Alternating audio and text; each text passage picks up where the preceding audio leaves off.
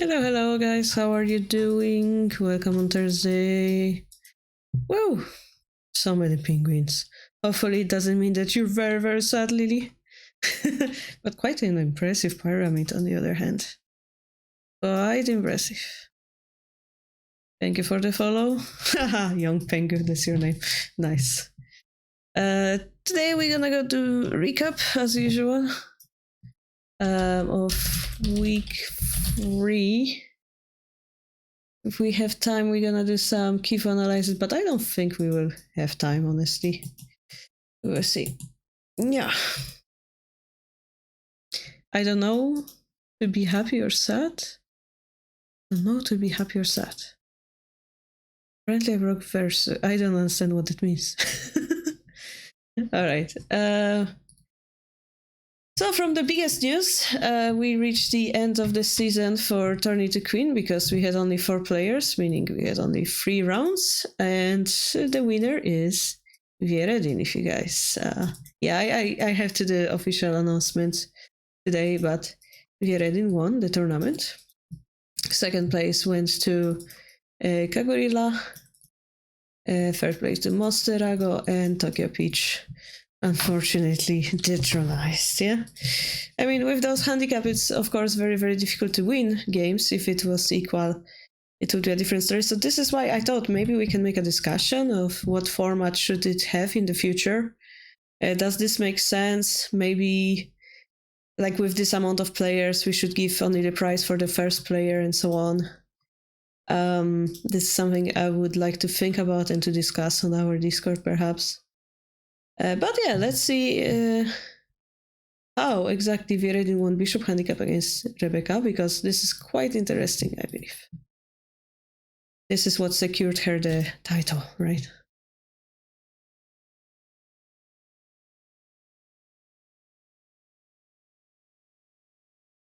One match of handicap and one match of even. This would be very weird to like program. And it would be very weird format. I never saw something like this, handicap and even in one tournament. I'm not sure if that would be fair. But double round robin sounds reasonable.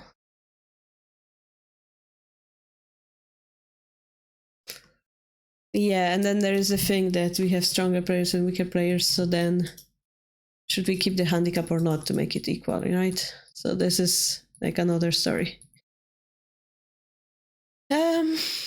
Bishop handicap, we have climbing gold. The climbing gold being this gold just coming up here. Maybe I can zoom in more. Not really, Bimio. Not really ideal. Here we're almost capturing this gold. We need a pawn, so here we take the other pawn. This looks rough for Vieredin, actually. Oh, we have joining pawn decision. So if we take, we have this fork here. This would be bad, so I assume we're gonna ignore that and get the gold. So this should be winning for Rebecca, actually. Oh, Tesuji came up. Okay. Oh, gold drop. I would move my king or silver here just to make it safer.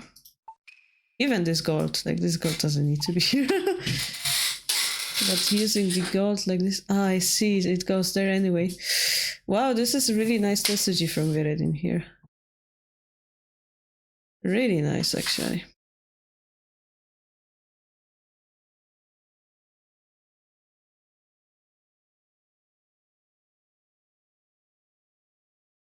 Really nice. This rook totally turned around the flow of the game.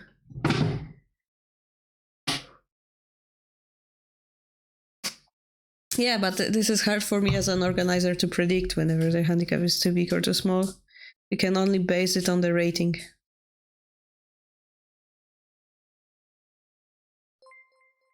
The way it works is we take the registration rating, same as in every other tournament. So like in TTJ, you are supposed to be under 5Q, right? To get registered, and that original rating is reflected here on this time zone sheet that we have. I'm trying to zoom in, but it's not working. Yeah, over here. And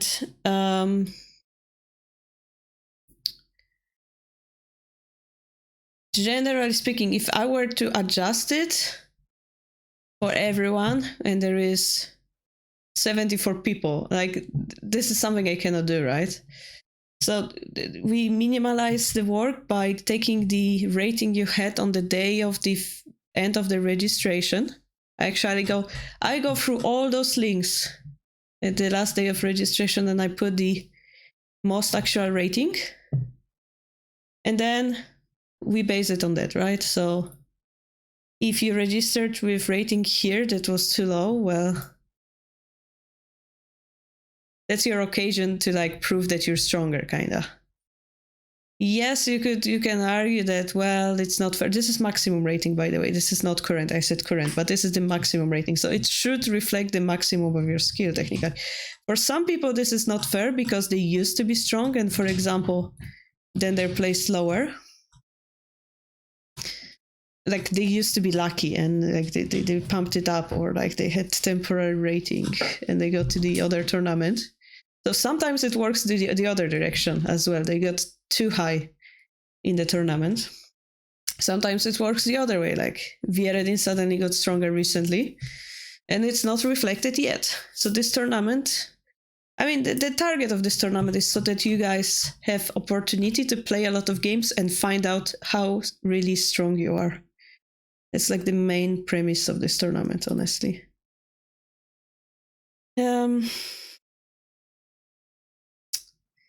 I mean, in every tournament, some people will be stronger than the other, and we cannot have 18 winners, right? So it is competition after all.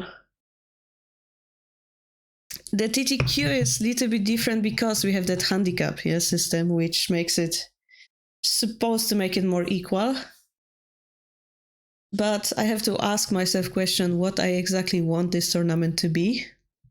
Are we satisfied with how it is going? Seeing the number of players, maybe people are not satisfied because of something. Maybe they didn't like this change of the rules. Maybe we've already achieved our objective, motivating a new generation of female players to join the actual tournament. Yeah, maybe. Like we have Lily playing here, right? We have Clomac.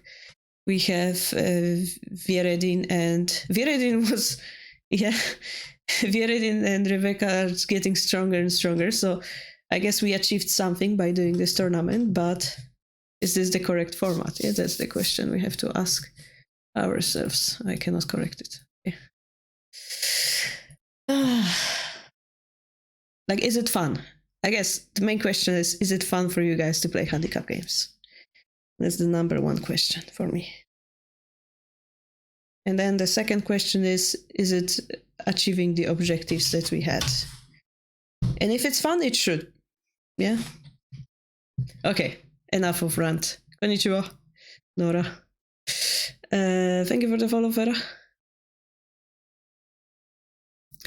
And yeah, content program can be always changed, yeah, so there's no problem there. Currently, it's just based on this rating, which is the maximum rating during the registration, yeah.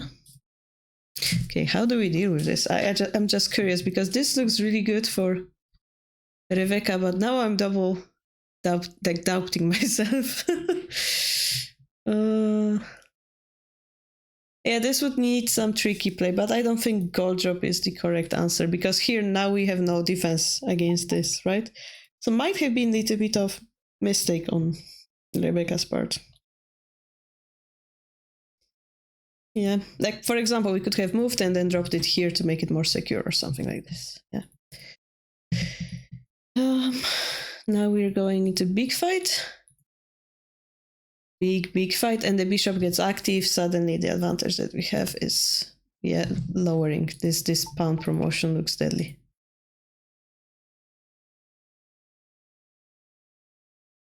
This is not Sume because king would enter.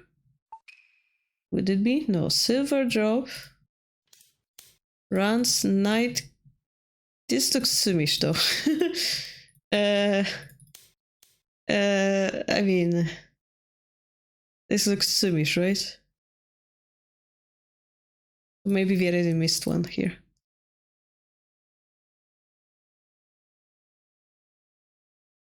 Okay, we're going for Hishi instead, which is fair. And now the king can run there, right?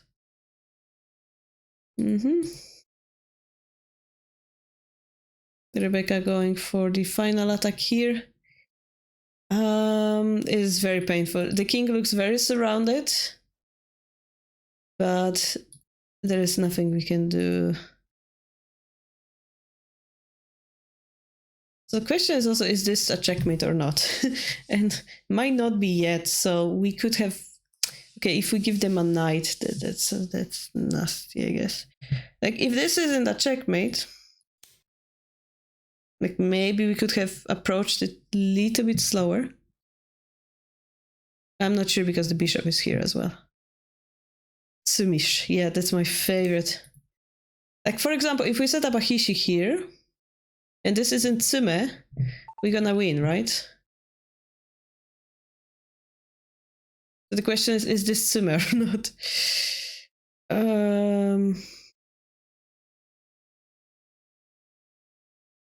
And it's really hard to tell.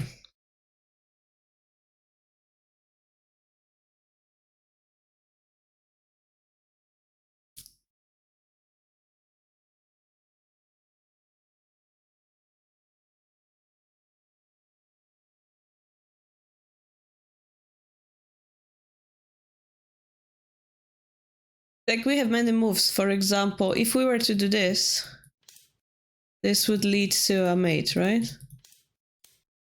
Because of this line. There's the bishop here. And there is the silver drop, right? Which would finish this off. This, of course, can be taken by the king, which perhaps makes it more difficult to finish, and therefore I don't think it's necessarily working. Another move we might consider is a crazy one like this. We cannot take it because of the dragon. If the king takes, we have the checkmate. King, of course, would go there, and then the question is once more, is this a mate or not? And unfortunately, probably not, because we take, silver takes. If we exchange everything, I don't think we have enough material, right? So, unless there's some other trick that I'm missing, like this or something, you know. Or this, followed by silver and dragon, or something like that. But this, in this case, a king takes and you take here, it's very complex. Like one of those may be working. Just go to 3. Wait, when?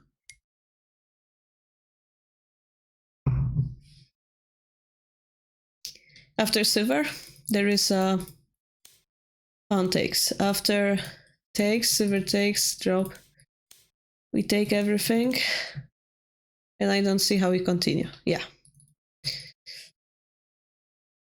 So in that case, this is Hishi, right? We cannot retake because there is a silver drop. So we cannot protect because we take the gold or drop the silver. It's double threat. So we need Tsume here. Let's try the other options. We have silver. Yeah. We take everything and drop the knight. How crazy is that? Little too crazy. The king would be able to climb here and enter, right?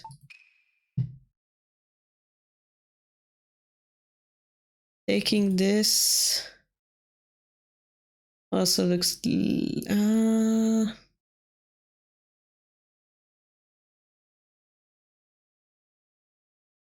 Now this is difficult because we will have a check like this. And then we would have again this pawn push Tesuji, which may decide the game actually.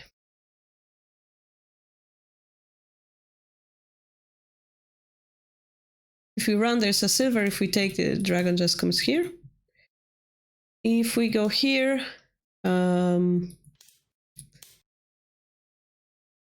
just this is a mate, right? So there is this interesting sacrifice over here, I believe. Finally, king takes, yeah? I mean, how do we deal with this check, for example? Also, one more thing, like if we use the silver to defend, do we have enough material here? For example, we can retake this once, and then we don't have the silver drop anymore. Something we have to consider in the between move type of situation, yeah? Like in this case, we would have one more knight to operate with. So maybe Santa is winning here, guys. That's my feeling, yeah? Still. But let's agree, it would make it a little bit more difficult. Because we continue the pressure and it requires Santa to play the correct variation. Very sharp variation, very calculation requiring variation in Biomi. And this, in comparison to this, we give them everything they need, right? So giving them less of a chance to turn the game around like this, I think this is crucial. This was crucial for Tokyo Peach to do, I think, personally, yeah? If I were to read all those variations right now in Biomi, that would be rough, right?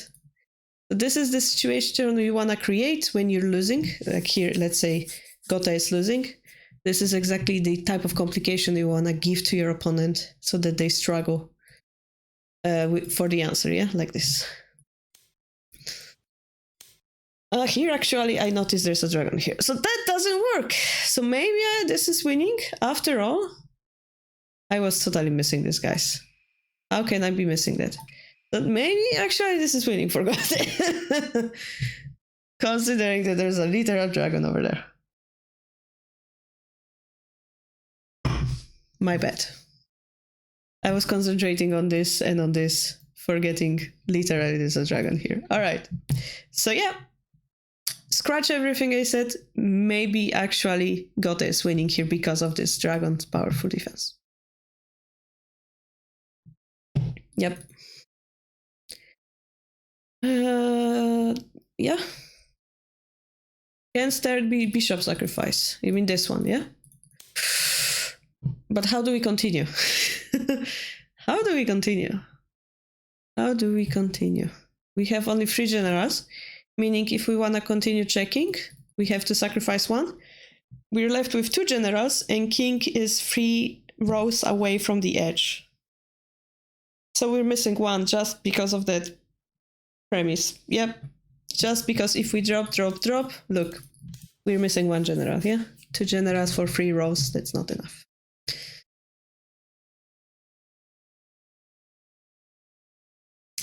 So the knight promotion, I have to point out, the knight promotion actually activates the dragon, which becomes a decisive move. In that case. How cool is that? Yeah, so here, perhaps, leaving the situation and saying you don't have Tsume, ha, is like the proper way. Alright, that was exciting in the game. Really exciting. Actually, maybe we can take it.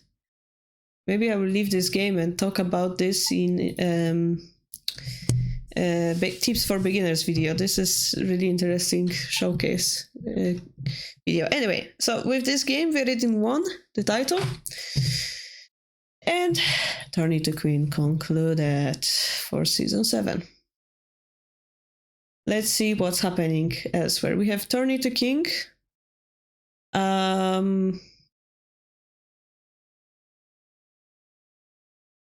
And we had big players clashing out. We had Lincoln playing against Light to Die. We had Clevine playing against Koshiro, which is, as we know, big rivalization from the last season. But unfortunately, as you can see, a little bit of drama happened. Koshiro mistook the time for the game. I think he missed it by 1 hour, basically. So the game wasn't played at all, which is the most painful situation for me to see. But yeah, Clivin has all the right to claim the free win if your opponent doesn't show up for the game. And that's fair, he claimed it. It's important for people who don't live in, I guess, let's say Europe, because in Europe we have this very annoying thing called daylight time. How do we call it? Time savings. I forgot how we call it in English. But anyway, every season, every half year, we change the time by 1 hour. So you may think you know what time it is, but actually you're wrong. So daylight savings. Thank you, Tulip. So it's so important you use this time conversion tool. And it's so important that you, let's say this is where I live. This is Japan. That you set up the actual date for your game. Let's say I'm playing in, I don't know, a few days, yeah?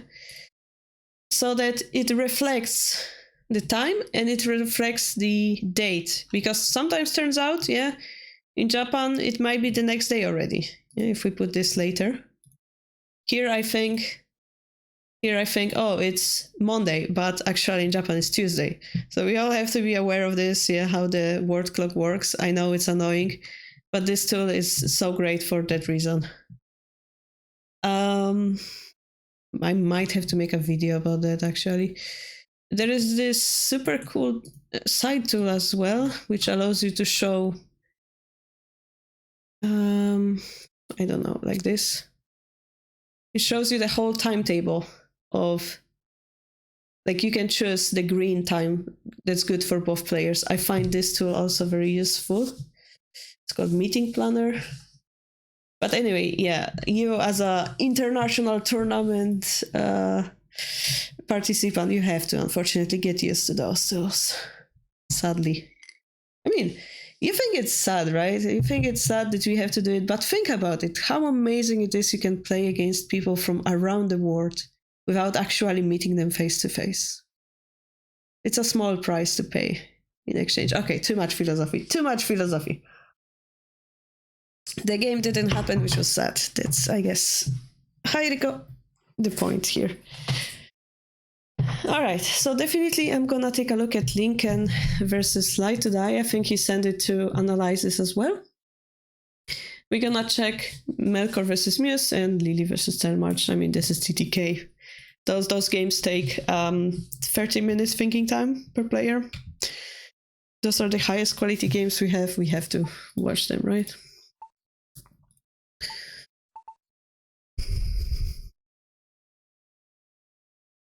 Yeah, they are using it as well. We have the bot, actually, that helps with that.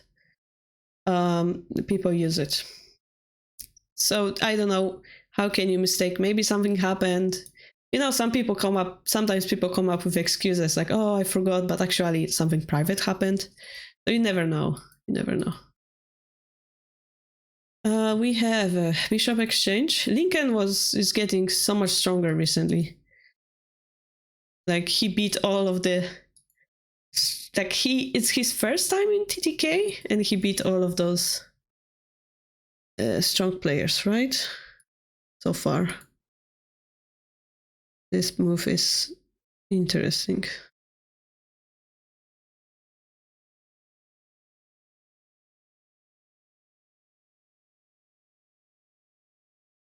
I played Lincoln in like real life and he seemed to be calculating very well. So I wonder if it comes from that. So here we had interesting draw from Lincoln, going for the left and right side at the same time. And now he kind of built up a little bit of an attack on the head of enemy king. And Light doesn't have any real way to deal with that. This type of shape of pieces, by the way, is called Komabashira. It's a column of pieces, basically. This type of shape gives advantage here to Lincoln because Light has no way of breaking it. Yeah, there's no way to attack this bishop, no way to attack this silver, no way to attack this knight. They all support each other just by existing on top of each other. Yeah, it's kind of funny shape you can make in Shogi. And here we have this direct attack on edge, like that, and this would give Lincoln huge advantage, which also begs the question, yeah, I guess bishop promotion was, we had to move the gold, but like maybe we had to defend the lance, but it looks scary also bringing the king closer, yeah, ooh. We would get a horse, and this advantage would also be small, but I think quite good for Lincoln. Here the king has to evacuate, the horse is made anyway, the token is made, and clearly we see that Lincoln has like full control over this side of the board. This king is untouchable. Lincoln is winning, therefore we just have to finish the game, and this knight came in, which I think was pretty decisive. Then it was the question how to finish the game. Lincoln decided to take this lance here because Light used the gold in defense, so now everything is safe. We rook down.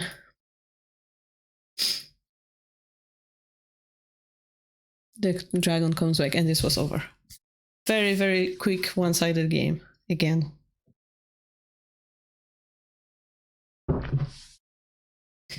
Which also begs the question, like Lincoln being 3 down, beating all those downs. Is his rating going up? Actually, interestingly not. So I wonder what's happening there, yeah? We are playing such strong shogi. Maybe we need the consistency. Sometimes when you're motivated, yeah, to play long time game, like here, 30 minutes and 1 minute beyond me. Yeah, this creates this type of different mentality for the game, different type of concentration, and this is why TTK is great. It allows you to experience different type of shogi.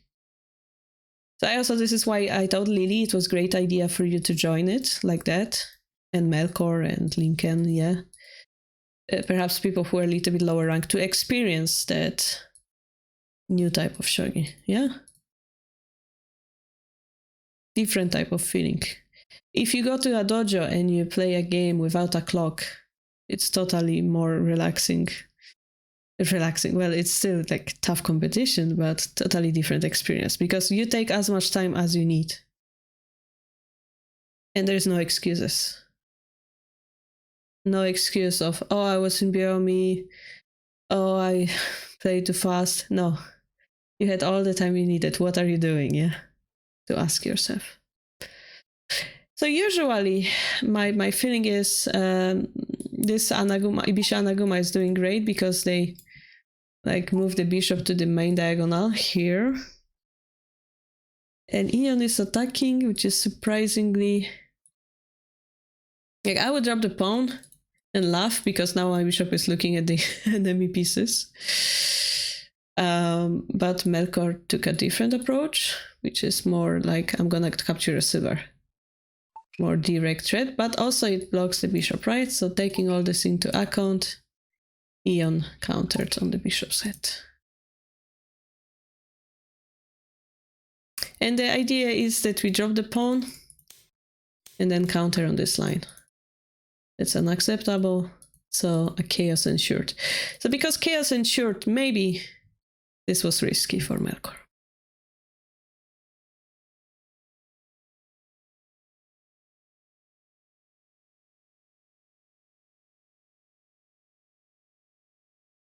Ooh, nice strategy here from Ion.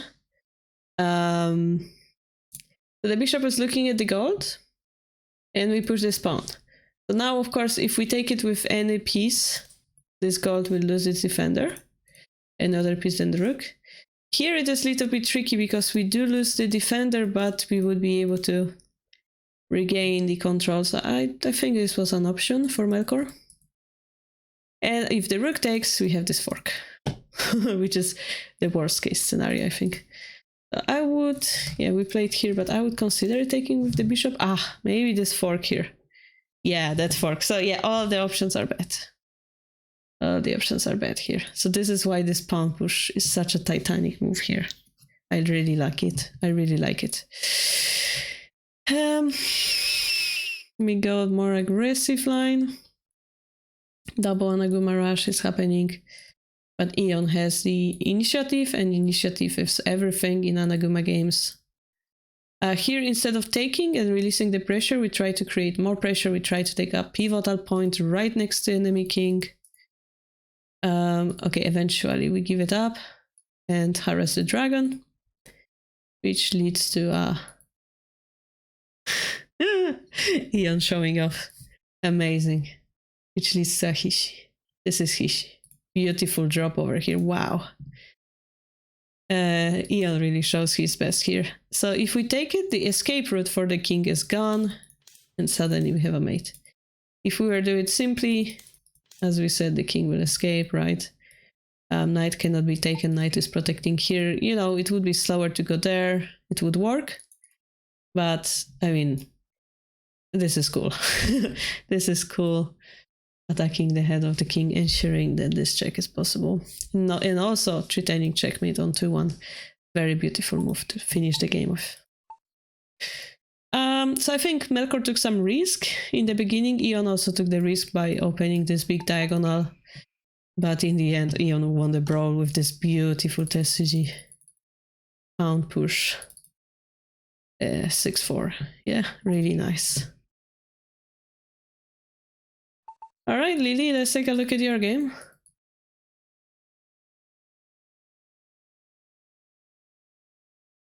We have Telmarch playing Climbing Silver and Lily counter-attacking on the Rook's Head. This looks interesting.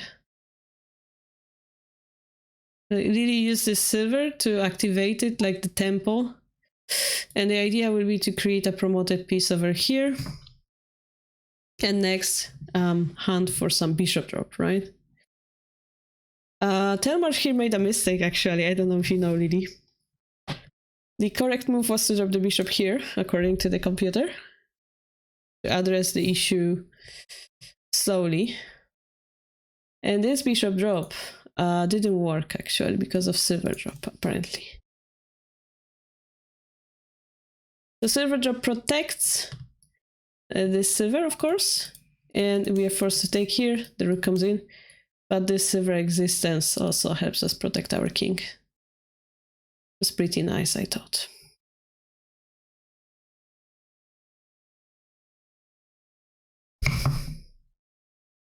Yeah, you're not Fugira. So I want to point out, perhaps, let's see. Bishop drop a3. Telmarch spent on it 1 minute 44. And you both had plenty of time. This is 30 minutes game, yeah? And on this move, you spend 1 minute. And 1 minute in a 30 minutes game is so irrelevant.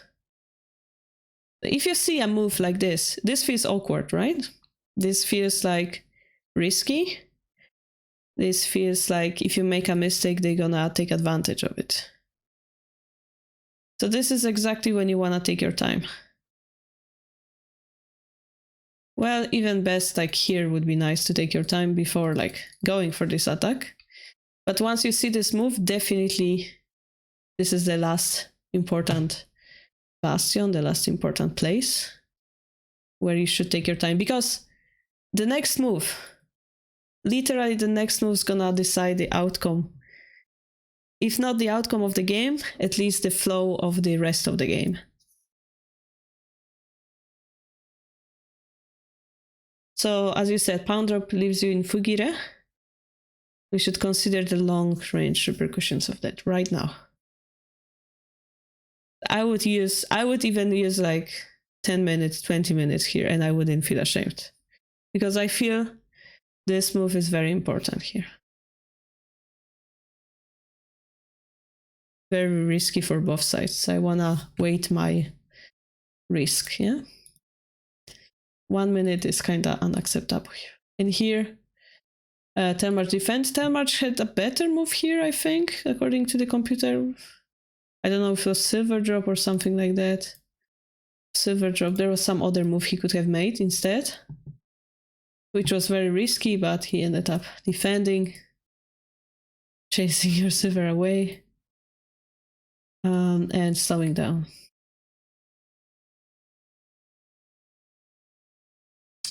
rook drop, is it efficient or not if there's a pawn drop? This is something we have to ask ourselves as well. Here we have to escape the king anyway. So, here I think there was a rook drop possible. Actually, the computer said it was crazy though. Like the line was crazy. Like this is possible, and this is checkmate threat, and apparently computer likes this line. It's crazy. Because we have this check here. But apparently it's okay. It's a little bit crazy. So yeah. And then this was also a computer move. It was perfect defense from Telmarch.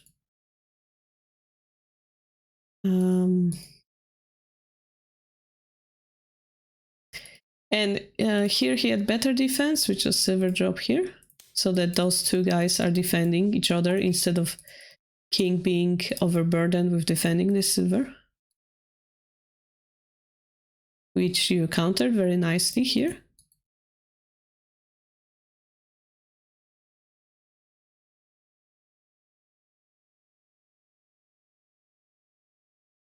Oh, and this, yeah, the king was running away. I think there was a better move around here, like a bishop drop somewhere here. Would have been better for Telmarch, because he chased you away toward the promotion zone, which he miscalculated, right? And here you had a chance to win. He had a chance to win as well, and it became like a chaos. The knight apparently was a bad move. Yeah, it was crazy. Rook drop. Pawn drop followed by rook drop was I think a human move. I was watching this game from the side, and I thought if you promote the rook here and threaten to come back while threatening to take the gold, it was the easiest way to decide the win. But something else happened, like this king started marching here and taking the gold, the king started marching here, and like it's really hard to tell who's winning. Generally, a gold move like this feels bad, generally speaking, because you give them the gold. If you don't drop the gold, they have no way of taking a gold, right, Lily? If you drop any other piece, trying to block them, they have no way of getting a gold, so that's something to consider, yeah?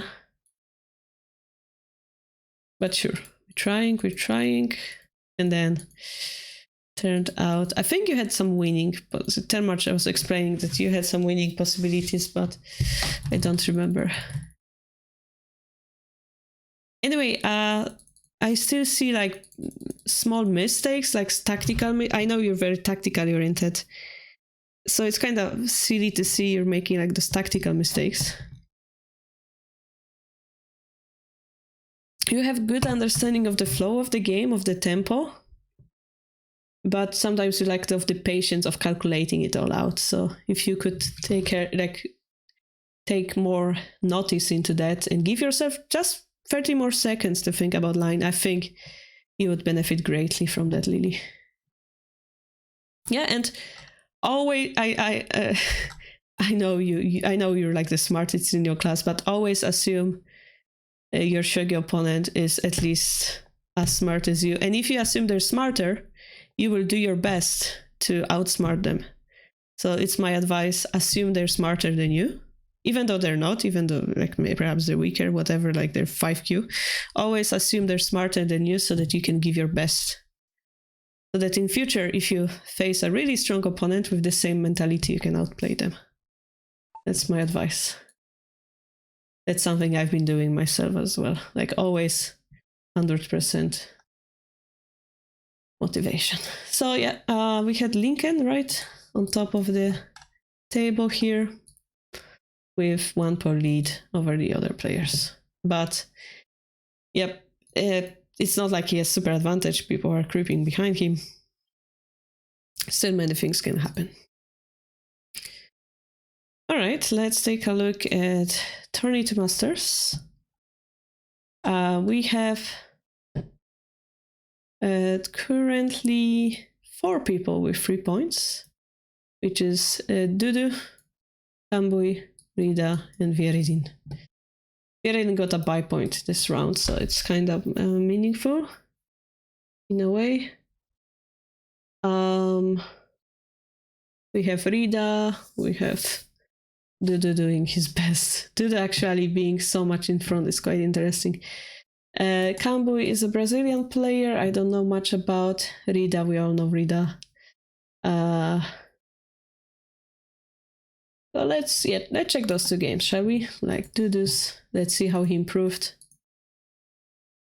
Dudu didn't strike me as like the strongest player, but seeing him winning, maybe he changed, maybe he improved his shogi. Let's take a look. Exactly. He's been in our tournament for very long, so it wouldn't be surprising if he like improved, yeah? Let's see what exactly happened this game. Gohendra is attacking very viciously at the head of the enemy's king, but his rook is being harassed by the horse. Here's an interesting drop. We are threatening to take the knight, but it can be defended by the rook. The question is, how do we continue here? If nothing will happen, the bishop is going to die. So that could be a mistake here on Gohendra's side. He just lost a bishop. If he has nothing to work with, and in this case his other attack was stopped, this gives clear advantage to Dudu. Yeah. This type of, by the way, this type of situation where you allow enemy knight to jump in, allow them to plant a pawn right in front of the king, this is usually considered very, very risky. If enemy has the way to break through, you will be one side attacked, you will lose. But what Dudu did right here is defend everything. Defend everything, and therefore he has the advantage. He has advantage, but because of the risk that's on his king, it's not a clear advantage yet. Like, we don't have a way to delete those pieces yet, to make it really clear. Here we get a silver, yeah, scary drop in front of the king. But in the end, we're out of pawns and no follow-up. We have a little bit aggressive variation from Dudu, but notice all those knights are now out of the board. The king feels much safer, unlike this king that was dragged in the middle of the battlefield. And nice decision here from Dudu. Oh my, beautiful ending. King takes, we're gonna take this one, and now we're surrounded.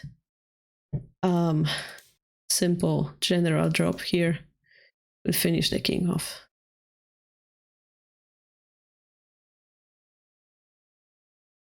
I really like this counter attack here. Yeah, knight drop to block the rook. Really beautiful. I wonder, depending on the like moment, maybe we could consider taking this pawn to get another pawn in hand and do something with it. Yeah, this is why it's always risky to leave king in position like this. Let's say silver drop here, threatening something slow. Yeah, stuff like that. This king would still be very safe. In the meantime, the more we attack, the more ammo we give to the enemy. Some juggling like this would be necessary here for Gohendra, I feel. And this rook is just a waiting move in a way.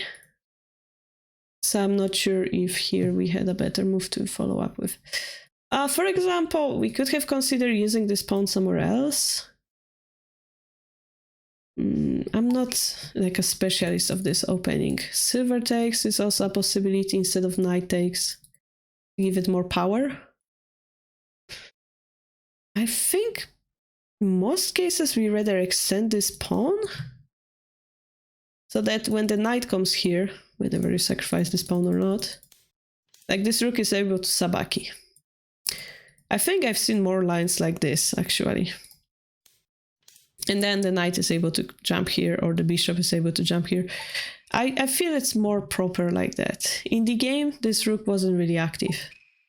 The problem is we have king like very close to the center, but that's another story. I think Gohendra made some strategical mistakes here. Yeah, he went for the attack, but he had no follow-up, basically. And Dudu beautifully outplayed him. Keeping his king safe, giving the proper way of counterattack, and just beautiful endgame over there. Okay, let's see what Kambui did. Maybe turn the game to see his point of view. We have the Yagura Oh, we have interesting thing happening here. We have Erwin pretending he's going to play static rook, but then changing into swinging rook. That's called fainting rook. Feigning rook, I guess. And usually it's cool when you force them to play the gold and suddenly it becomes a bad shape type of strategical thinking.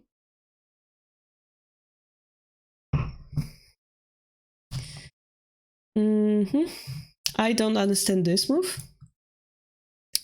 Here we're speeding up our enemy's development and we move the bishop back. Moving the bishop back directly would give us one more move in comparison. I would prefer that, but sure. Okay, defending the silver, coming here. And we build Yagura. Yagura wouldn't be correct shape for this particular opening. I would be interested to see silver crown, yes, but we have to be careful of this line. So now knight jump makes sense to block it off. This shape, bishop whenever it's here or here, is the correct shape for Gote here. The idea being that if this silver moves, we will have pawn drop Tetsuji, which will allow our bishop to promote, basically. A pawn drop here or pawn drop here, both will be very painful. But here, Erwin takes the opportunity to push this pawn. We cannot take it because of the fork, right? So Kambui paralyzes the knight. It wouldn't be awkward. It wouldn't be awkward for the king to move away. I've seen moves like this being played in order to avoid this bishop line. This bishop line is very significant. You want to allow its influence. Of course, this pawn being here is also nice for the knight to jump in the future. And you see Erwin playing the king move in the end, but feels it to be difficult. Okay, so we have Millennium Castle. And I feel he's struggling to find a move right now. He's moving the rook a lot.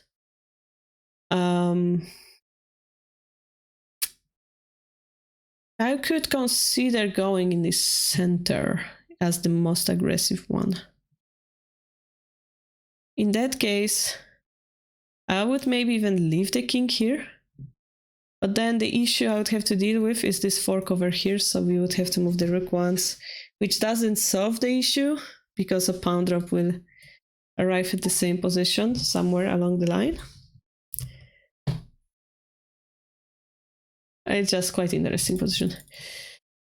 I think jumping in here allowed the silver to get activated, so perhaps moving the king earlier, here, and then building the pressure up was considerable. We can build up the pressure because they cannot take because of the fork, yeah? That's interesting here. I don't think this is necessarily super bad though.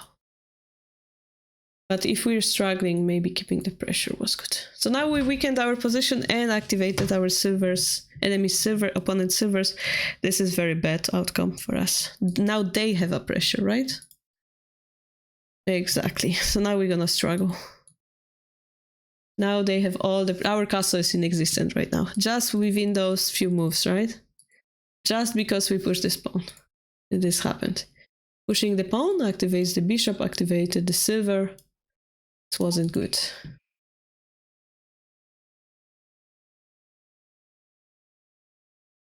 Now it's the matter of tactics. And the horse sabaki, right? The castle is inexistent. Kambu has upper hand. Interesting exchanges here. Nobody lost material on that. Now it became really close because now this king is under attack while this king is safer. So this is a turnaround, perhaps. Turnaround. Yeah, so for example, here we could have considered keeping the pressure as well, Erwin, dropping the knight first. Yeah, this would not allow them to take the knight with the lance. I wonder who loves me so much that I keep getting those messages. Check my Oh, I got an important email actually. That's good. I'm gonna do not disturb my phone. Keeping the pressure is something you have to master, Erwin. Okay. Crazy follow-up. I think bishop, the rook doesn't matter so much. I would rather continue. Oh, that's Nifu actually. Never mind. I would like to drop the pawn, but it's Nifu. Like this is heavy piece to use. I would prefer to use the smaller pieces first, kinda. What I'm trying to point out.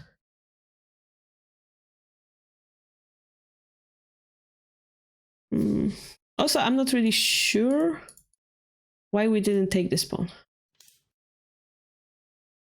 Like this feels good because we have more pressure in the front as well.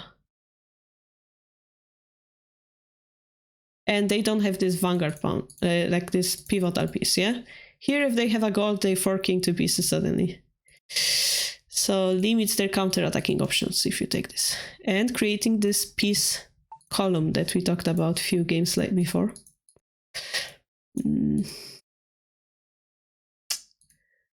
Yeah, so this is middle game in end game.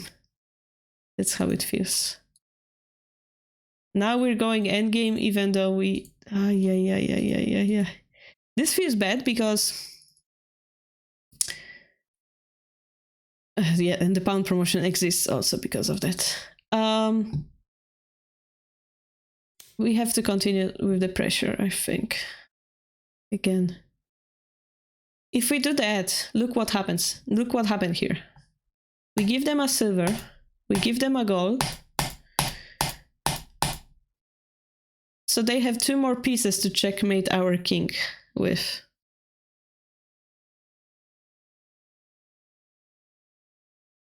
So this is like, I'm gonna try to find tsume, even though I don't have one. And then I'm gonna count that you don't have tsume. But if you were to limit the enemy's opportunity to create a tsume, you would give them less pieces, right? So here, even though risky, like playing a different move and keeping the pressure again, giving them less pieces would be a little bit better. Drop, king take, knight drop 5-5 instead of king takes.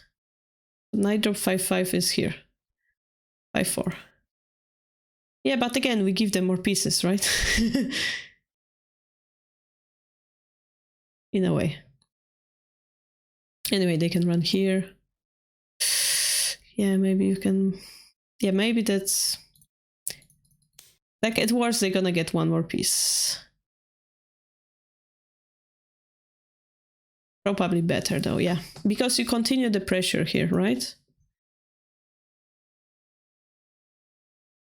And king versus king situation, all those squares become combo, offensive, defensive squares. Whenever you drop a piece there, whenever you move a piece there, all those pieces are offensive, defensive pieces.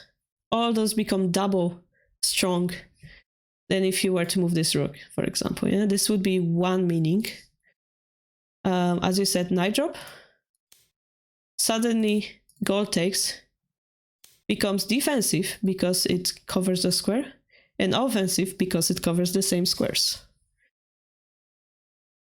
But I'm afraid they might have had Atsume here. I cannot calculate it, but they might have had Atsume here.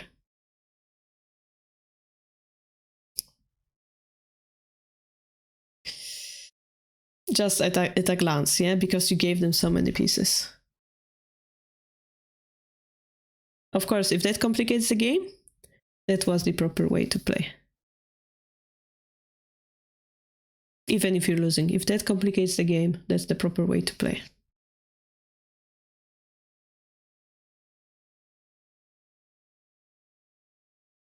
Yeah, I wouldn't be surprised if I had Sume with this many pieces. Okay, and here they just outpower you and find it Sume, yeah? Yeah, okay. So I think, yeah, think about, I don't know if you play chess. In chess, like making this double attack on a file or creating some kind of pressure on certain squares is important. In Shogi, the same principle applies. It's just in those times, like here, for example, yeah? Here you relieve the pressure, here you add the pressure. So you need to notice those to get stronger.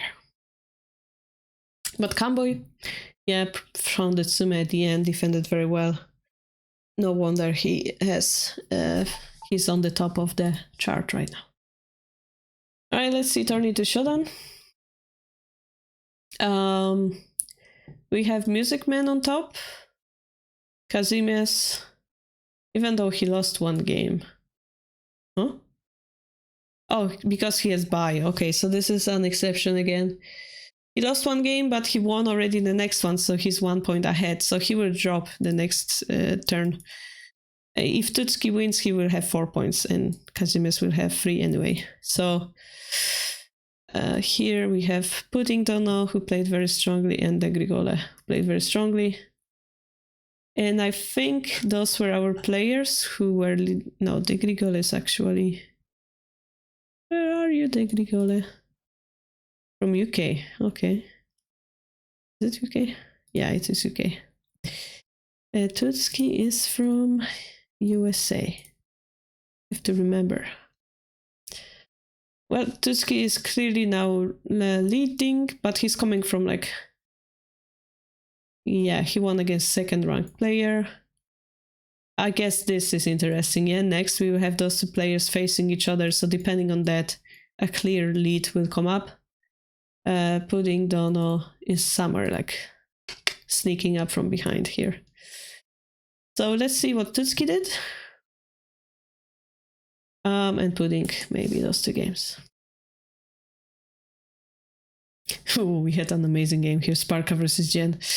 I wanna just take a quick look at those. No problem, Ashwit. So we have opposing rook. This shape I really despise, but okay. We have a good attack here. Oh my, Kazimes, he doesn't care that he has a weakness here, he doesn't care that he's a weakness here, he just jumps in.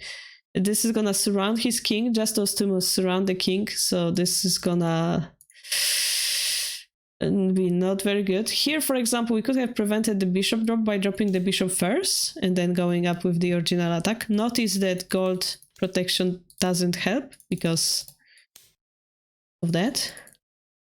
Maybe silver going back would protected that, and that could be a problem because our own knight has no way of defending itself, right? Although, sorry, this doesn't work. We just promote. Yeah, that doesn't work. So, although I wanted to say, once the silver moves, we also will be able to activate our knight. So maybe Kazimes had chance here if he dropped the bishop first. This is an important move for static rook players. You redrop the bishop on the main diagonal to take control of it. Simple as that. It's very popular move in some of the josekis. So here we lost the knight. Here we could have conquered this line. We would lose the knight, but we would be fine with it. I think. I'm not sure anymore. This move looks very scary. Yeah, we have the knight drop, right? So we would be potentially able to activate our rook in exchange of that. But bishop drop first was definitely winning for Sente. The knight escapes, the rook escapes, but this talking over here is a huge thing to have.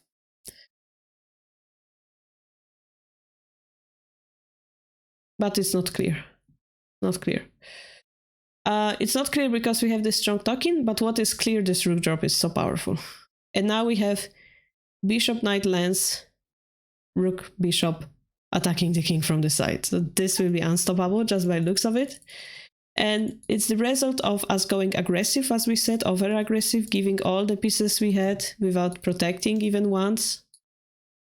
Like here we could have considered this move, trying to capture the horse, so on.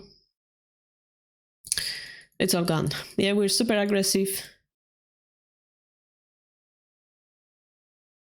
And we're saying, I'm faster without giving... Ooh, this promotion here. Without giving any proof of that. Yeah.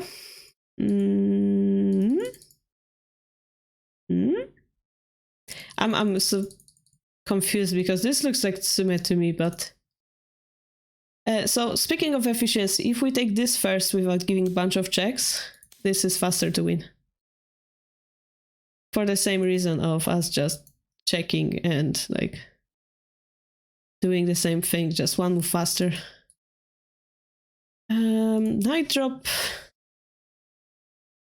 We're threatening rook promotion, right? So we have to run. That's the idea.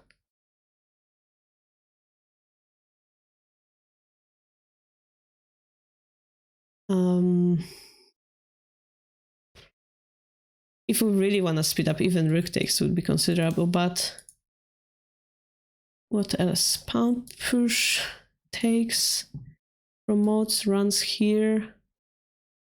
Is that checkmate or not? Probably not, right? So after king move, knight drop is another option to continue checking. And in that case, if the king runs here, we could promote, but the king starts running toward here, which is suspicious again, right? I think the safest option was to take here, but just my feeling.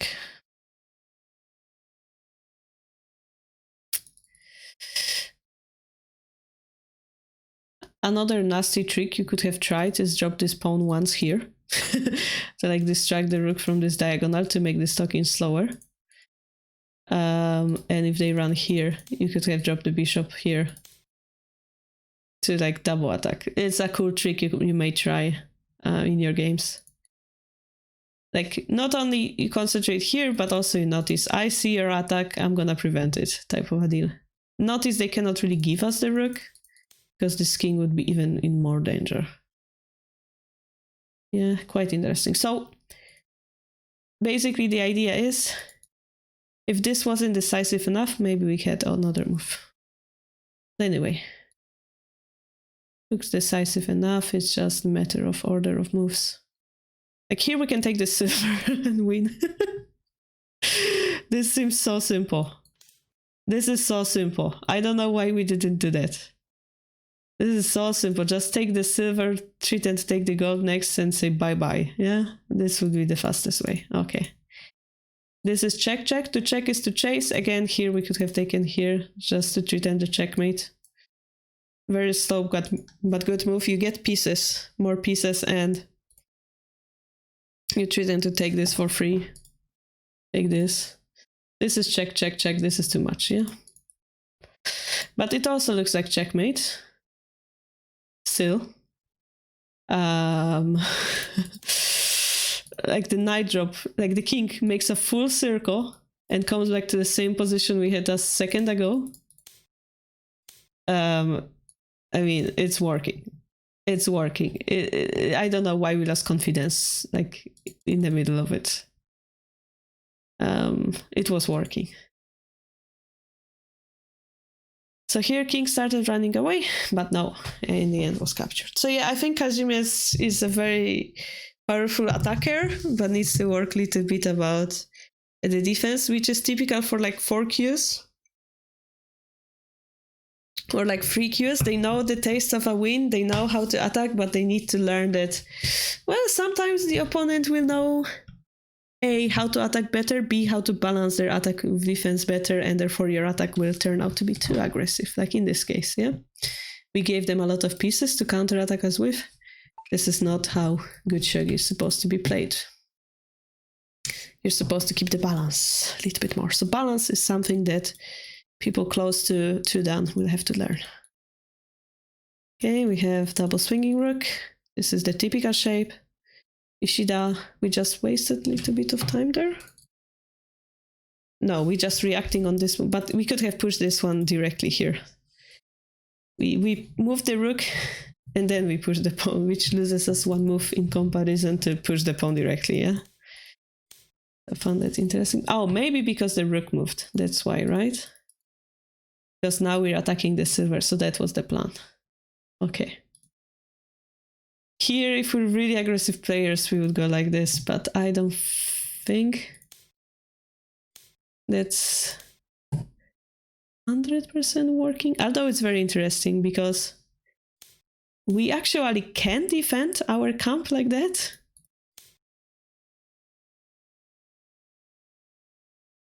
It's very interesting.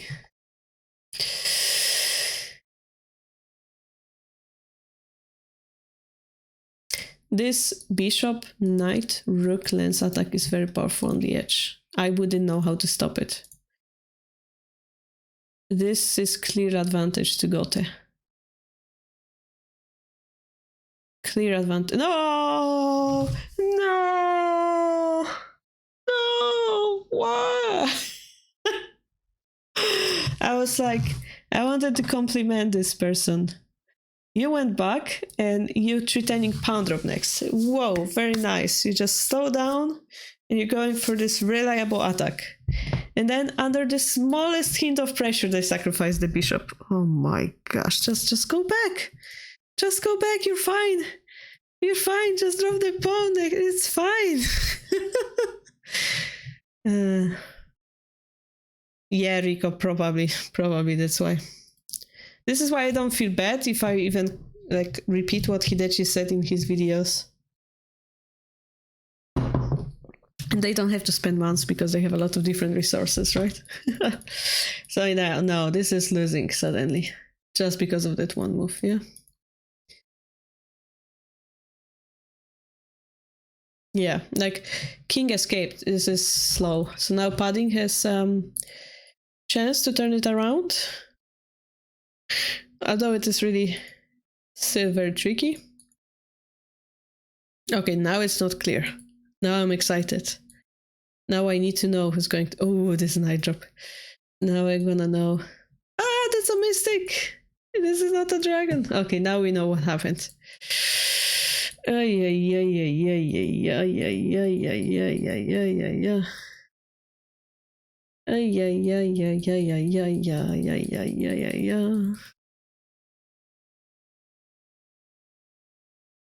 It's a funny thing to say in Polish because it means balls. Or eggs. What's going on? Okay. But I guess we say in Polish as well, so it's fine. But if you think about means eggs. So, Hidechi will always hold a special place in my heart. Aww. Q games are exciting, yes. I mean, Gabriel is clearly strong. He knows what he's doing. Or she, or he. Just a little bit over impulsiveness. The gold giving for free. This is, unfortunately, he's 1Q, so... clearly strong, but still making mistakes. Yes, Sir Paddy. Well, I feel like he was a little bit lucky in this game. But nevertheless proved he knows how to turn the game around. So really exciting. Just a quick look against Sparka vs. Jianjian. I just wanted to know what kind of game it was. Ah! Jian is winning, clearly. Jian is winning, clearly. Jian is so clearly winning. What's going on? Why? How did we lose this game? What? Did someone do a Nifu? What is going on? Oh, we got confused by the end game. Oh, just take the gold. Take all the material. Clear up the pieces and you win. If you guys don't know what to do, just clear up all the pieces if you can. Here you can. Here we are adding pieces which become most inefficient. Oh, Jen. My heart bleeds. And yeah, suddenly we have useless bishop, bishop is under attack, suddenly we have to defend. Suddenly they have 3 generals surrounding this king. Notice they had only 1 general over here, right? In this case. Or even in this case, who cares?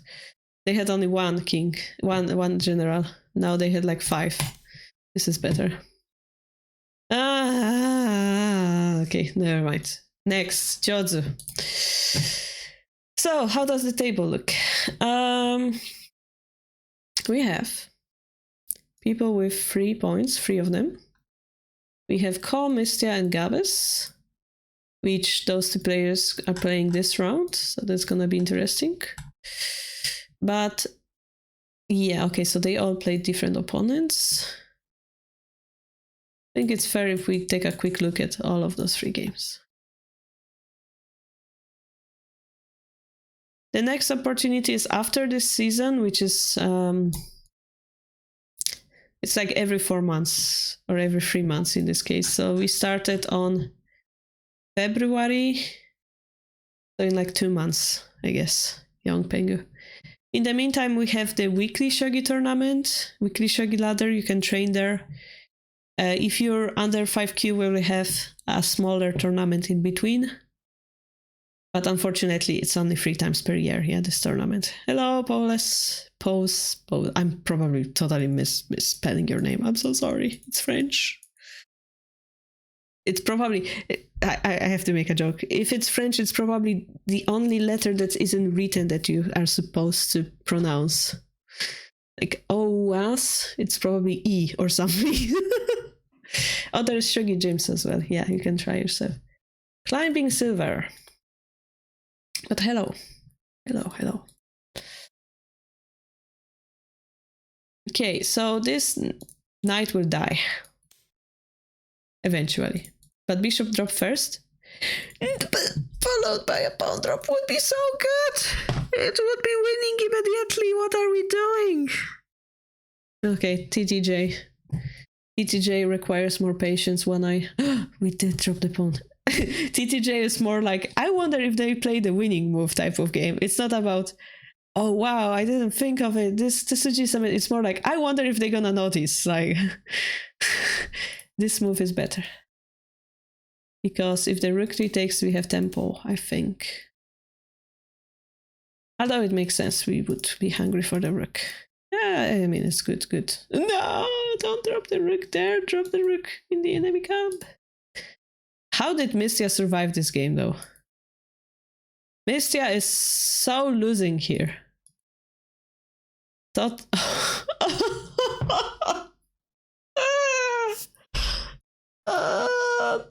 Okay, I have no more question, Your Honor. No more question. This is almost symmetric. It's like almost symmetric, but it's not. This is safer to go here, I think, in general. But like here, maybe go. Yeah, this is also safe. Like the knight drop seems scary. I think the king barely survives over there. Yeah.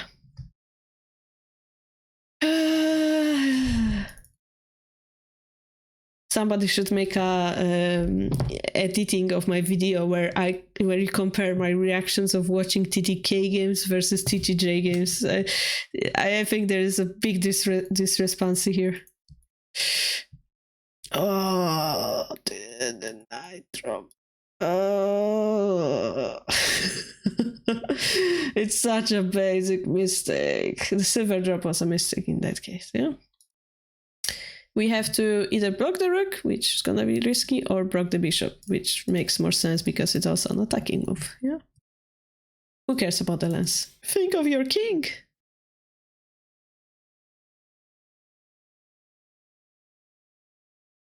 If we play these moves in TTK, you would find us and bring a chainsaw with you. Well, maybe not this much, but... Wait.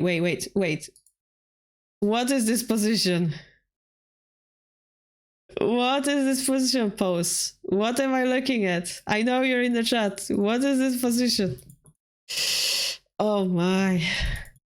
I'm gonna get a heart attack today, am I? Okay, so this side is using their generals weirdly. Okay, we blocked the enemy bishop. This looks great. Now we're gonna put the silver. We're gonna put the silver somewhere else to not unblock this bishop. And I would really wanna push this pawn next to abuse the fact that the bishop is not protected. Or bring my knight. Something like this is my idea. Okay, our bishop is under attack. That's fine. Yeah, that's perfect. No, just leave it. Just leave it. They wanna promote, let them. We're gonna escape. It's fine. We're surviving. We're totally fine. Their lance is useless forever. I mean, we can take the lance anyway. Their lance is useless forever. Gonna be here like a zombie lance, just a vertical one. Totally fine. If they take our knight, we just sabaki both of our pieces over here. We're happy. Oh look! Oh look! We have a line that's open. It's fine. We don't have to defend that line's promotion. It's so far away from our king. So far away. Yeah. That's what I would do. Okay, they didn't even take it. Okay, so here we need to build up an attack. Build up an attack, not just exchange. We need to find and build up an attack. Hey, Eddie. So we need something better. So this pawn is painful because we could have dropped it there, but we need the bishop to be reactivated, basically. Maybe pawn push, pawn takes, bishop takes. But the gold will take. Maybe that's what we're afraid of.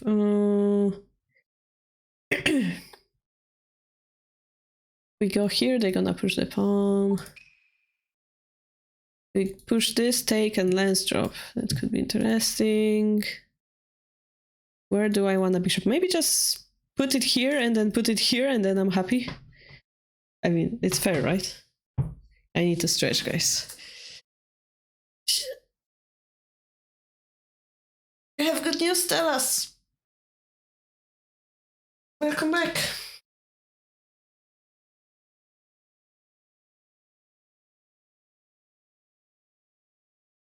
I remember that when I first discovered the stream, I made a joke based on a quote from 81 Diver. Okay. Ginger noise.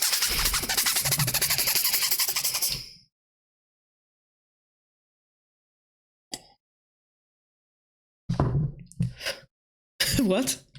The good news is that my Shogi power now has been cut in half because I have breasts now. Wait,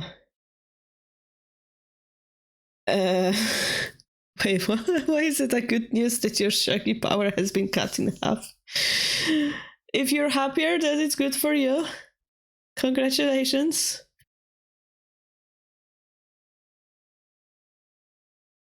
But why would you cut your Shogi power in half? That's a great question. That's the only question we have here. That's the only part of the sentence we have questions about.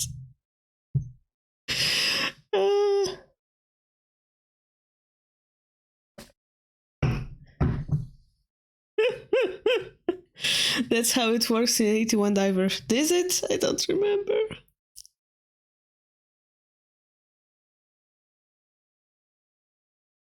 Oh, if you wrap, your Shogi power is cut in half.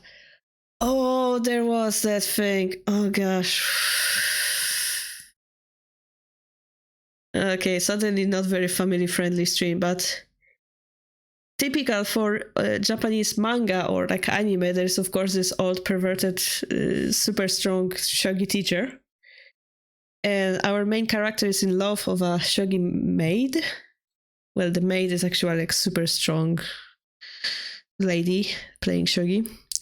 And for some reason he tells him, the teacher tells our protagonist that if he ever touches the breasts of that secret love of his shogi strength is gonna be cut in half. So that's the reference to that. And he ends up touching, but he ends up overcoming that somehow later on. I just don't remember exactly how. It's just so stupid. Stupid typical Japanese plot. But yeah, I mean, it's stupid to talk about, but funny to read about.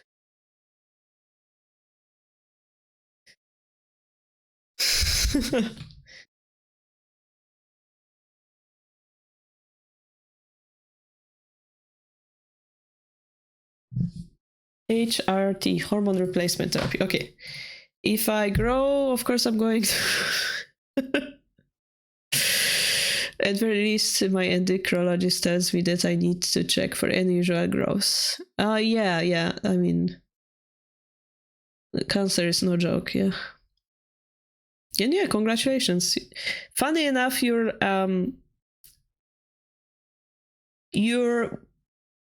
one of 2 to 3 people this year or last, I say in recent news, that I heard are doing this among my friends. You're 3rd or 4th even. So it's not a rare thing. And guys, if it makes you happy, that's good. Yeah, my only fear is like there's no coming back from it. So I hope you made your choice. And you're satisfied with it. Yeah, that's what I would pray for you. But I believe you did, right? Because I believe that's a big point in your life, so.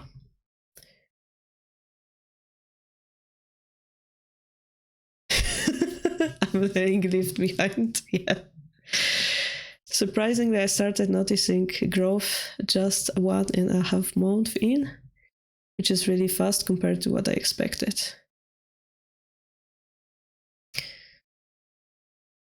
There's plenty of coming back. That's not what I heard, but I might be wrong, basically.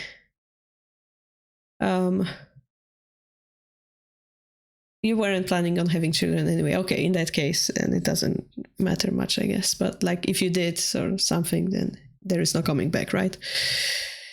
Now what I heard is like people, I heard stories, yeah, like people regret it because they expected something else.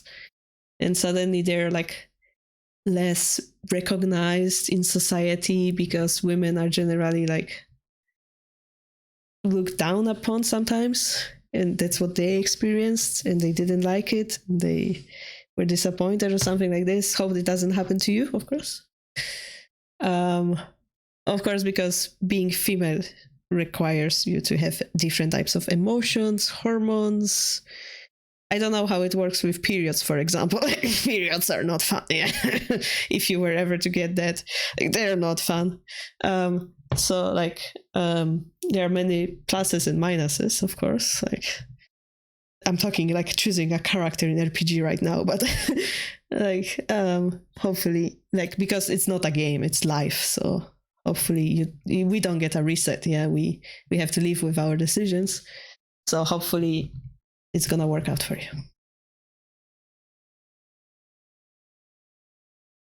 If I stop taking HRT, then my body will eventually go back. Yeah, but how much effort is that, right? Like mentally and physically. Like it's better not to. Like I don't know like how impact on your body it has. Like it cannot be just like this. You're not a robot. Like it will have some impact on you, right? The body is not made to. I mean I have no idea how it works, but I imagine you cannot just adjust things like just like that. Like if you have operation, you will have a scar. Have operation, you will weaken your body somehow. I imagine it's the same thing. Like your body puts an effort to grow something, puts an effort to get rid of it, but then you have hormonal imbalance and it might have some repercussion.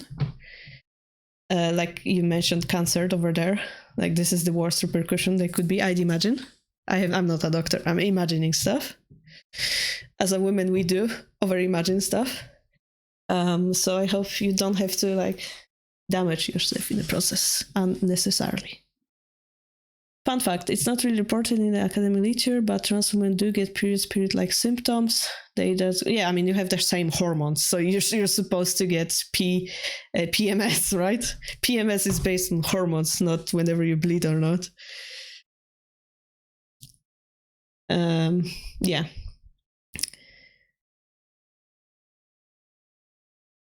Yeah, but I heard there's not enough research about that topic, basically.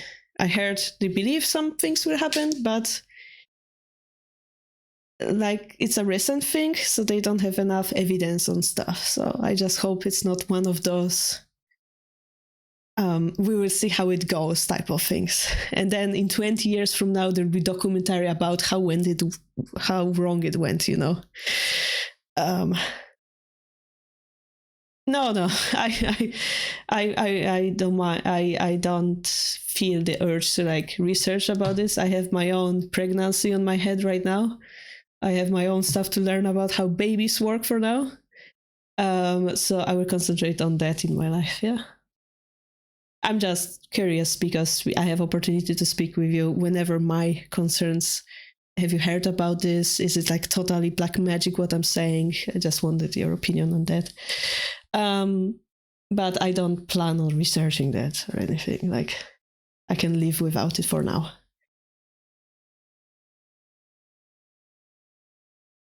Wow, that was a ride of emotions right now.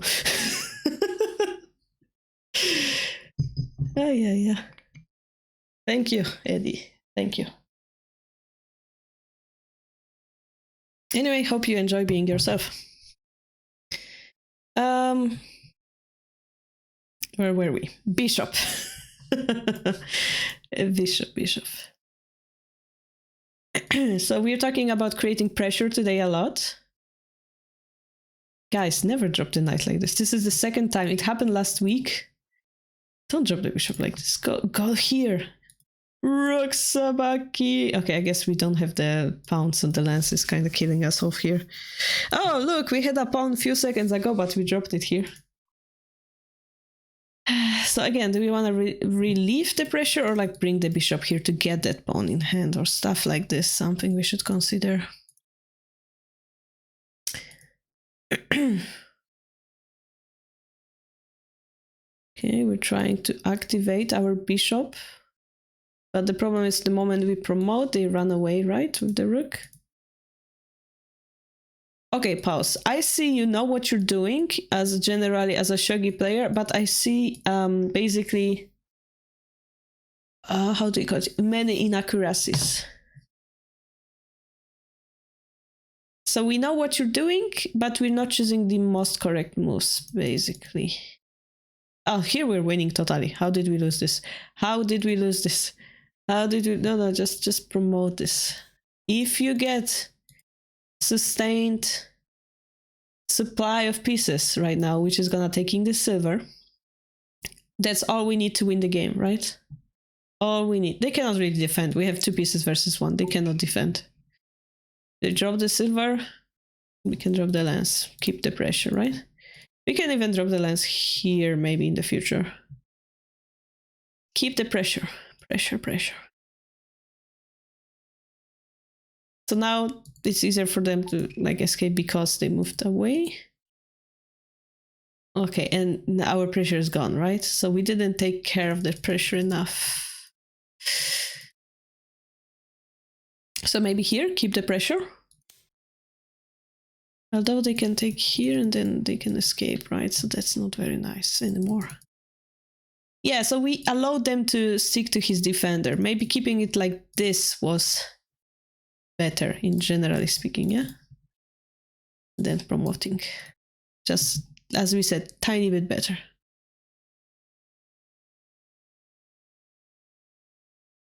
The pressure is like kitten. You need to feed it and not throw it out the second story window. What? Yeah, it might turn into a tiger if you feed it right?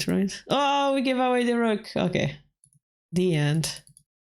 Okay, now we know what happened. Yeah, we gave all the pressure and that's over. Yeah, okay. And the last game for today is Ko's game. So we have the central rook with this gold over here, which shouldn't be benefit. Didn't we watch this on the stream?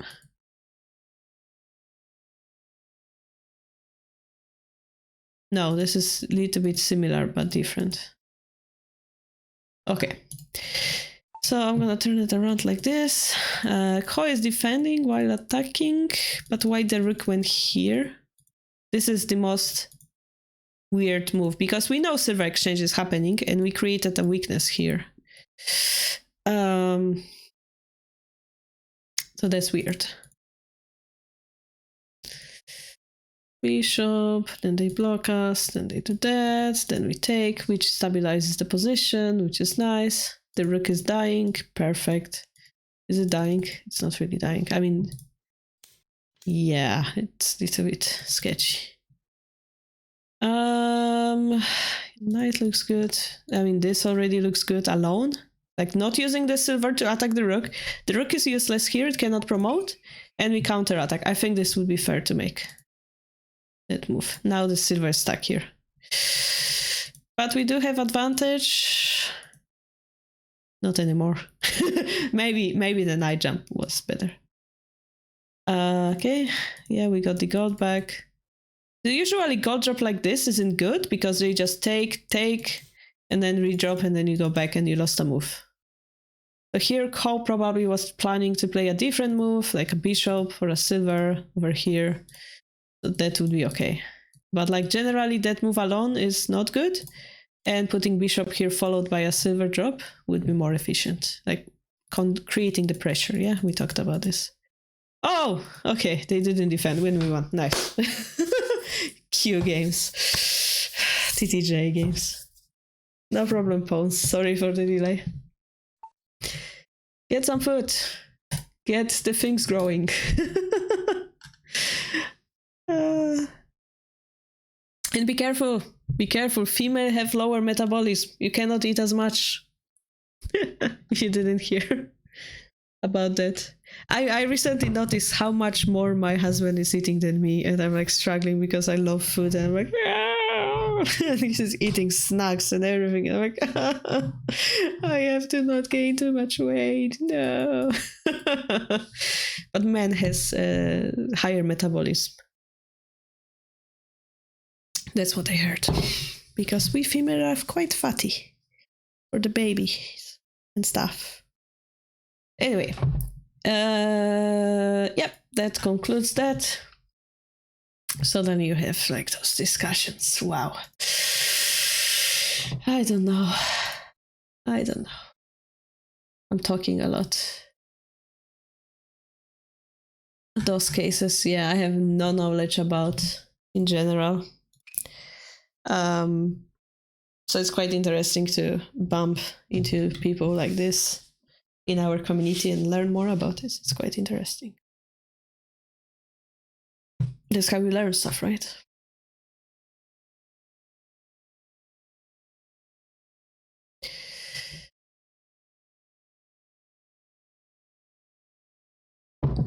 That concludes the recap. I think I'm gonna leave the commentary for the games. We still have like 10 Kifu to comment. I think we're gonna do the same thing next week where we comment a little bit on Sunday, and then on Tuesday we have the additional stream to like catch up with all those Kifu. I don't mind doing that. I still didn't manage to do the video. I did half of the central rook, like the lines, but I felt unmotivated to finish it. I'll try to do some more today, maybe. Finish first, work on next project next. Yeah, finish first. That's what we decided. Yeah, guys, finish first. We have a bot that reminds us to finish stuff on Discord. That pings 3 people, actually. Finish first. Yeah, so finish first, meaning we have to finish the tournaments and then start working on a new project, which I would like to be a diagram generator. In the meantime, there is the question of, we have the Shogi app, and should we make it more public, like on Google Play Store, so that you guys don't need to become a tester in order to download it? We could do that. Those would be those 2 things we could be finishing in Shogi Harbour right now.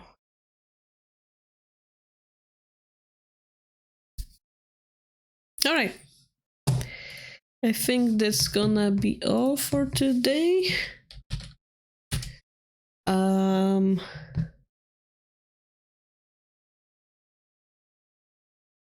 Bouncing across the streaming. Something weird though.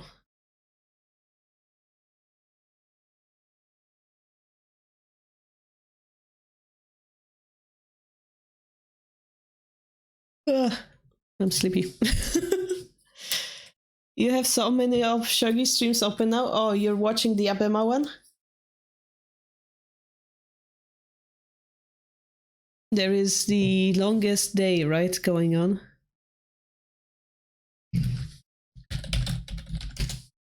Maybe you can share some. YouTube is also streaming. Ooh. Look at that. Yeah, because if you guys don't know, there is this league in professional world which is called Juinsen, which is the Meijin League. And all those games are played on the same day usually. Like all the given class games are played on the same day. And eventually comes the time that this is the last day or the last game of the league. And it is called the longest day in the Shogi world. And that's what they celebrate every year, because that league shall be deciding the Meijin Challenger, right? Which is the most exciting title to get. Well, historically wise at least. So now it seems to be on pause, where they gave 3 options for you to vote on what is gonna be the next Gote move. Is it gonna be the lance drop, pound push, or something else? Quite interesting. There's also Nabema, different commentary.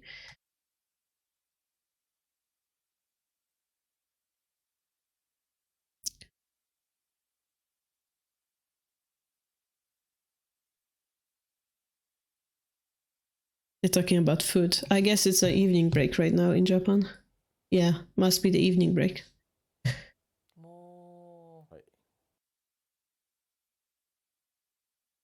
Yeah, so this will continue on our Discord. You can have a discussion in Pro World featured topic channel to see who's gonna be the challenger, yeah?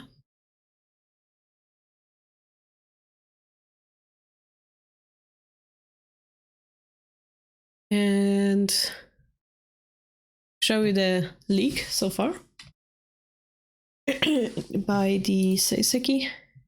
Hirose and Fuji both has 6 wins. So, like, depending on which one of them wins or loses, we will have playoffs, or we will have the winner and clear decision of who's going to be challenger. This is Hirose, this is Fuji. You hope that Sato wins against Itodani? Yeah, he didn't win anything indeed. Well, being a chairman is very difficult in general.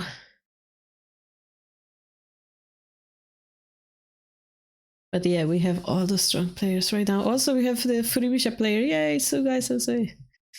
Still there, fighting his best. So for example, if Sugai were to win against Hirose, he would get to 6, Hirose would get to 6. If Fuji loses, they all get to 6, and one more player, which is Inaba, would get to 5. So we would have 3 people with 6 points.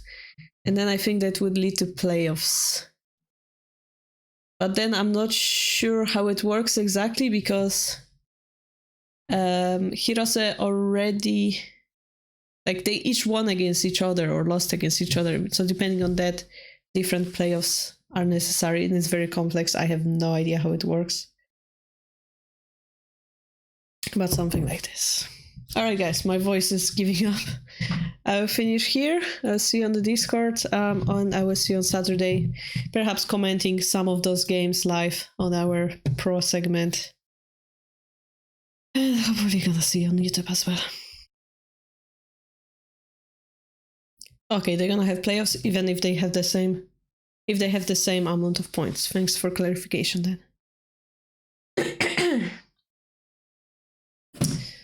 Have a nice day or evening wherever you guys are. Yeah, thank you for joining. Bye bye.